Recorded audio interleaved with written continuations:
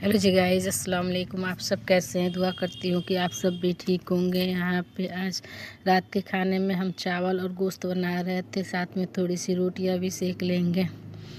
एक टमाटर था, थोड़ी सी मटर बची हुई थी, सब इसी में डाल दिए हैं। उसके बाद जब तक पक रहा था, जो थोड़े बहुत बर्तन निकले थे इसे भी हम साफ धो लेते हैं। अभी सर्दियाँ बहुत बढ़ गई है यहाँ पे, तो करीब 10 से 12 रोज़ से धूप नहीं निकल रही है। आप लोग के यहाँ की सर्दियाँ कैसी हैं बताइएगा ज़रूर।